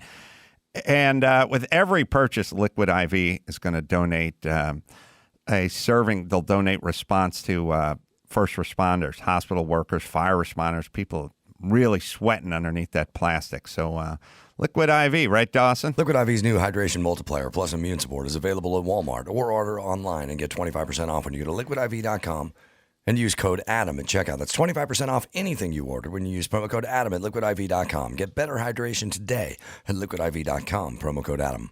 All right, quick break. Back with the news. Bald and Gina right after this. I just have a Geico 30. All right. Give me the news with Grad. News with Gina Grad. Breaking viral, all those crazy Trump tweets. Give me news with Gina Grad. Trouble in the Middle East. Celebrity drunk meltdowns. Need news with Gina Grad. The news with Gina Grad. Well, there is so much discussion about voting and how you're voting, and if you're going to go stand in line, and if your company offers paid time off to do it, and if you're a ballot guy, if you're a ballot box guy or a mail-in gal or whatever. But thank God for Los Angeles. And I would imagine that this is possibly happening in other states, but we certainly don't expect it in ours. Enter the Compton Cowboys. I don't know if you saw this on the news recently, but they made a spectacle on That's Sunday. the worst USFL team ever. Yeah. And we have a picture dropping off their mail-in ballots all on horseback. This is a group known as the Compton Cowboys. They're 10 friends who hail from LA. They aim to uplift inner city communities through horseback riding while highlighting the rich legacy of African Americans in equine and Western heritage, according to the website. They say everybody lights up when they see the Compton Cowboys riding through town. You get that special thing about a horse. It's no matter who you are. You could be a kid. You could be an older person. You could be a gangster. You could be a white collar person. Whatever you're doing, you're going to see a horse. You're going to light up. So they are making the most of dropping off their ballots going through the inner city. Yeah, horses. I really do believe that it sounds kind of corny, but a lot of these like inner city kids and situations, if they could get out and get into nature a little bit, ride a horse, pet a horse, take a hike, like just getting with nature. We are not, I don't believe our systems are wired to live around too much concrete and asphalt. Like we can do it for a period of time, but it can't be your life. You have to put your feet in the ocean. You have to pet a horse's nose. You have to smell a pine cone or something. There's no doubt that all the people who do the most of that are the most balanced, like chemically balanced, like settled or something. Well, you brought up the Nuge earlier, the Motor City Madman. He has a camp to teach kids how to hunt. Yeah, I know. Dawson was a counselor there until this whole COVID thing kicked in. So, in terms of like all that shit all the time where it's like, we got to build a nighttime basketball court and stuff like that, or boxing gym or something, that's okay. But you got to get out of that environment. If you guys, when I was out in South Philly a few years ago and I was just kind of walking around my dad's old stomping grounds in South Philly, I started to feel sick just walking around that place. Like just nothing but filth and graffiti. Cement. And it's just like, ugh. You know what I mean? That's why they have the Fresh Air Fund. I think that's out of New York. And the whole point of that is exactly what you're saying, to get inner city kids, hosted by families either in upstate or, in the tri-state area, to just get them into nature, to just go see some trees for the summer. Yeah. And that's what that whole foundation is based on. I only lived in New York for 2 years, a little over 2 years. And there were days, because it was such a day in and day out sort of shock to me, that I was so claustrophobic, I was getting anxious. And I would go to Central Park, and I would only go to the part of the park where if you laid a certain way and you sat a certain way, you couldn't see fucking skyscrapers when you looked up. Really? Because it was just, everything just felt like it was closing in on you. There was an imprint of Gina on the ground. I know. Literally. It was tough because I lived in Queens, I lived in Harlem, I lived in the East Village, and not coming from that environment, it really does, the walls do close in on you. Yeah, so good for the Compton Cowboys. That's right. So we've heard of debunking information. Well, Twitter is now going to pre-bunk. They said last week it would begin placing messages at the top of users' feeds to preemptively debunk false information about voting by mail and election results. That's an escalating sort of tech battle that they've been dealing with misinformation, they say. Twitter is calling the message a pre-bunk because the debunking is not a reaction to anything existing yet. One of the messages scheduled to go live is, and I'm quoting, "Election experts confirm that voting by mail is safe and secure, even with an increase in mail-in ballots." I just sort of took off with all this mail-in. Is all the mail-in the reason is COVID? I mean, I know people mail in anyway or absentee, but is the drive behind the mail in this election cycle, is that all COVID based? Yes, I think so. You mean the drive for people to do it, not for people to discredit it? Yeah, to do it. Yeah, I think so. I think that's so. the accelerant. I mean, they want, obviously, it behooves everyone to expand access to voting, but the reason, the accelerant, so to speak, is like COVID. Don't stand in line. Don't go to these crowded places. Go ahead and mail in your ballot. Well, and what crowded But places? isn't it like we all been go to Trader Joe's though? Does it feel that different?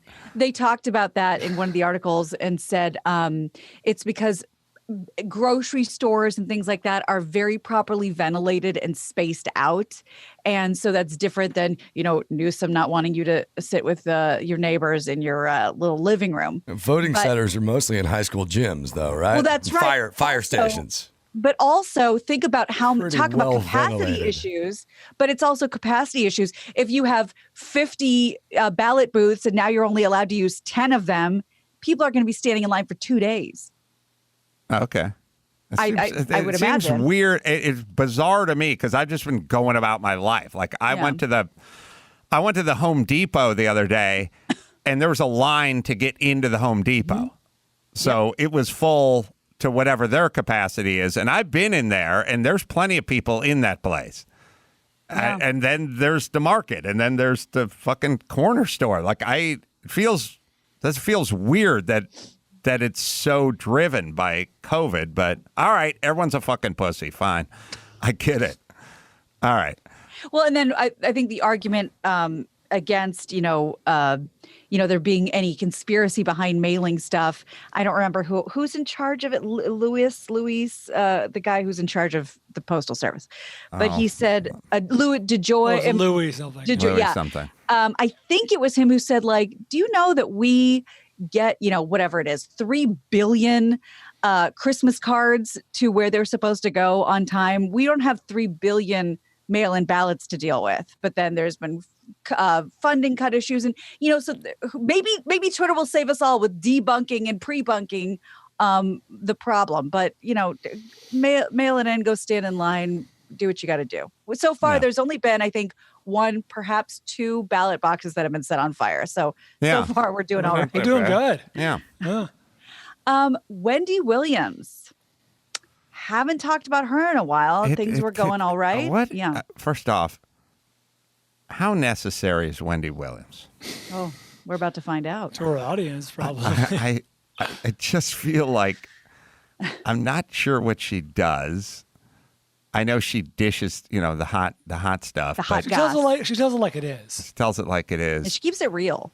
But doesn't she? Straight talk. Doesn't she keep herself in the news by having a nervous breakdown every 19 months?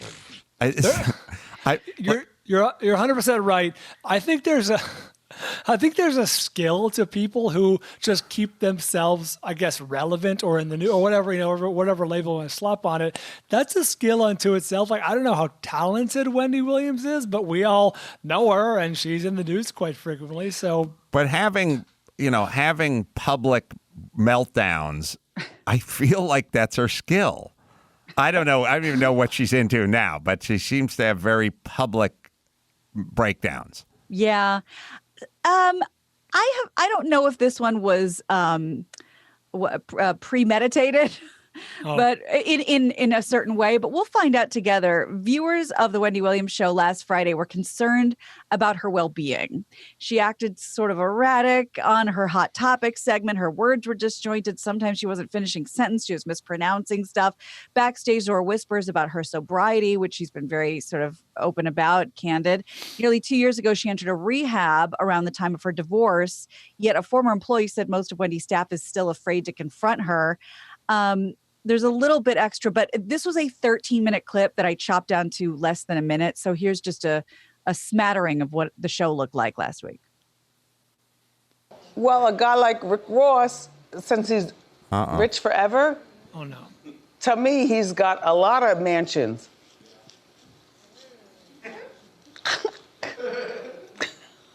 The staff is trying to keep the ball in the air. Okay.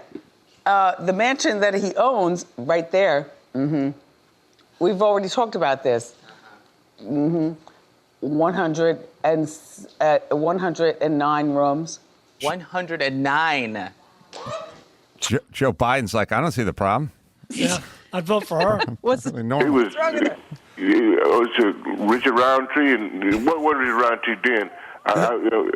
you get me the part. So when I get it, they said somebody about the name Richard Roundtree doing chef. What? Is that Isaac Hayes? No, that was fucking Mike Pence. No, I have too many. I have got too many black people in my head now. It was Isaac Hayes. Yeah, it was one of my best interviews. Wow. Sorry. Yeah. You didn't have to do much. Would you like? I mean, have you seen enough? Or would you like to I'll see a little the rest more. of the clip? I'll Here we see a go. little more. 12 bathrooms. We already talked about the bathrooms. Okay.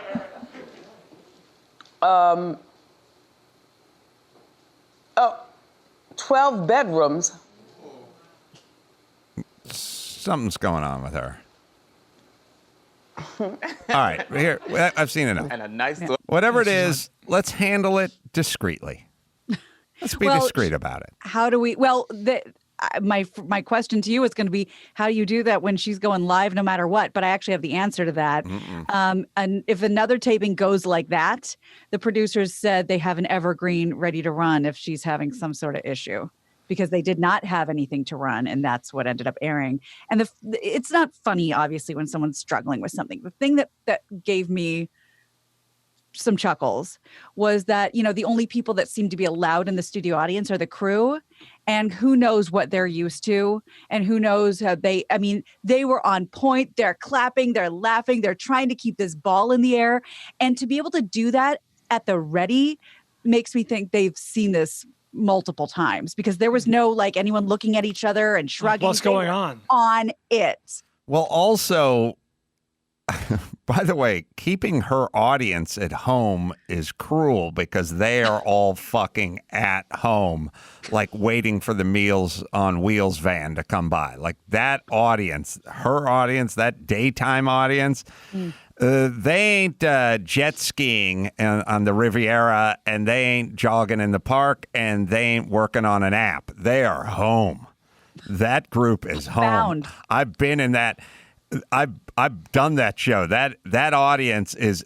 They tape. I think they taped at 10:30. Weekdays at 10:30. If you're going to a Wendy Williams live taping, you are fucking unemployable, because it's not like you have a nighttime job. You're fucking there. Then she made fun of me for my shirt. Yeah. Yeah. A lot of things. All right, let's do one more, Gina Grant. All right. Well, I think you have more in common with Matthew McConaughey than you may have been led to believe, Adam. He was opening up about raising his kids on and promoting his book Green Lights. He was doing that with Dak Shepard on his podcast, and they discussed the similarities in their upbringings as children of divorce. They did not have wealthy parents, households with physical violence. This led Shepard to ask McConaughey about the way he raises his three kids, 12 years old, 10, and 7. And McConaughey said that while he doesn't want to give the kids everything, he also doesn't want them to downplay or be embarrassed about what they do have, because he's worked hard for it. He says, quote, "We want our children to own the affluence we have. Don't do any false modesty no, my mom and dad aren't. Yes, we are. Keep your chin high. When someone says, I bet you live in a big house, don't get shy. Don't feel guilty about that. We own it." Yeah. Well, as opposed to, I'm sorry, Rick Dees that claims he's never flown first class or won't talk about it when he's doing the radio show. Oh God, that's such an old school radio thing. You know how many degrees it gets in Coach? Man, it gets hot back there. Oh, man, and they ain't serving up the Heine wine anymore, I'll tell you that. I just dug out 2 Rick Dees bits from the 80s. Wow. That was great. You go disco duck. About the time it took him to develop them. Heine wine. I still don't really get Heine wine. I have no idea what that is. He doesn't either. If you type in Rick Dees and Heine wine, will we hear a Heine wine bit? And again, I don't. Is that anti-Semitic? No, not Jaime. Heine wine. I like I've said, when you are confusing, that is the worst thing you can say about a comedic premise or a joke. You can say it's not that funny or not funny at all. But if you just go, I don't know what they're trying to do, that is your worst day as a creator, right? When people don't know. what you're doing. I never figured out the Heine wine bit. So the Heine wine was actually the brainchild of a radio DJ, Terry Dorsey, who in '81 was a morning guy in Dallas, and he made these hits, and they proved to be such a hit and fooled enough listeners that Dorsey and the general manager of the station sold the scripts to radio stations around the country, including Rick. Oh, it wasn't even his horrible idea? Oh, Yeah. It was a prep service. Do you have a recording of a Heine wine Let me see if I can find something. So, yes, it's pretty, first things first. We have, as a society, we completely jumped the shark. When I was a kid, people were pretending to be affluent. That was all the sitcom stuff is, don't let them know.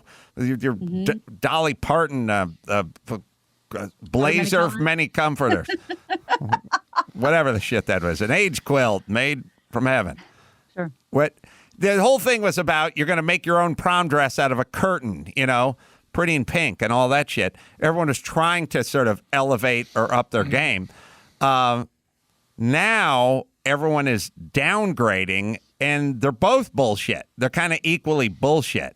As a matter of fact, trying to pretend like you're more affluent, I kind of understand it. It's aspirational, and you're trying to get somewhere. Now no one wants to be judged, so they're rounding it down. Everyone just start owning it and go, yeah, work really hard. My kids got a lot of shit too, but I explain to them all the time that's because I work really hard, not because anything you guys did. And good for him. Heine wine bit, Max Zapata? I found one that it's not Rick Dees reading it, but Chris, I'll buy you some time. Pulling all these stories together, Rick Dees' son, obviously he's very wealthy. Kevin. Rick Dees, is that who it is? Mm-hmm. I only knew him as Rick Dees' son because he was at USC at the same time as me. He was in a competing fraternity, Pike. Ugh. Yeah. And he was. They had an unsanctioned rush event on what I was told was Rick Dees' boat. Like they took a bunch of freshmen out there, got them drunk or whatever, and they got caught and they got fucked. They had to they couldn't have pledges for like a year. It was pretty bad. That is it was so delightful. That is a white privilege story to button all our white privilege talk. All right, I'll hit Geico here. You want to save a bunch of money on your auto insurance? Might I suggest Geico? You go to geico.com. Find out just how much you could be saving by going to geico.com. Switch to Geico, and in 15 minutes, you could be saving 15% or more on your auto insurance, and they'll do vans and RVs and Rick Dees' boat, man. So just go to geico.com and see just how much you could be saving. All right, is there a Heine wine bit? Yeah, this one's not Rick Dees. This is It doesn't matter. Okay, we'll play it. Here we go. The Beatles' Lady Madonna and the Hollies bus stop wet day. Well, you know the rest of the story. It's 7:11, 11 minutes after 7 o'clock at Wacky Radio with Moody in the morning, and it's Monday, August 6th. This begins National Smile Week, and you're asked to share a smile with others and pass along a gift that costs you absolutely nothing. Big Red and Thor Heine, the owners and operators of the Heine Winery in beautiful downtown Waddy, Kentucky, Little L.A., two guys who are responsible for making Heine wine, the wine in the flip-top can, are giving all the Heine lovers across Kentuckiana a big smile this week with the help of their Heinies. That's right, when you pick up a six-pack of Heine wine this week only, you'll notice something different about your can. Each can of Heine wine has a little smiley face painted right on it. In honor of National Smile Week, Big Red and Thor have painted faces on all their Heinies. As Big Red said, it only seems appropriate since more often than not, I'm told if anything can make you smile, it's got to be a little Heine. So, when you meander into your favorite carryout this week, ask the person behind the counter if he or she has a Heine with a smiley face painted on it. Take part in National Smile Week, and the best way to do that is by putting a smile on your face and letting Big Red and Thor put a smile on your Heine. Heine wine, the wine never once mentioned at the 1984 Summer Olympics, the wine that made Waddy Paytona. 12 minutes after 7. That bit is so... That bit is so bad that if you were listening to it while looking for an address while you're driving, you just have no. It's all predicated on your butt being called your Heine. Yeah. And then the can, nice throw. And the can, Geez, it's It fucking. took me a full 45 seconds to realize the joke was about butts. Or that there was the joke, quote unquote. All right, simpler times. Shall we take it home, Gina Grad? That's what we will do. I'm Gina Grad, and that's the news. I'll put it in post. I changed something to try to find a Rick Dees thing. Oh, okay. All right. Well, we were going to have the president on the show, but instead we called an audible and ended up with a pretty poignant conversation. So good Very for compelling. us and good for you. Thank you guys for tuning in. West Palm Beach coming up, Improv November 20th and 21st. 2 live shows early, 2 stand-up shows late, and then a live Reasonable Doubt as well. And you can subscribe to our YouTube page. We've got a lot of stand-up on there. It's all free, youtube.com/Adam Carolla. Tons of stuff up there as well. Until next time, this is Adam Carolla for Gina Grad, Bob Ryan, and Rav Arora saying mahalo.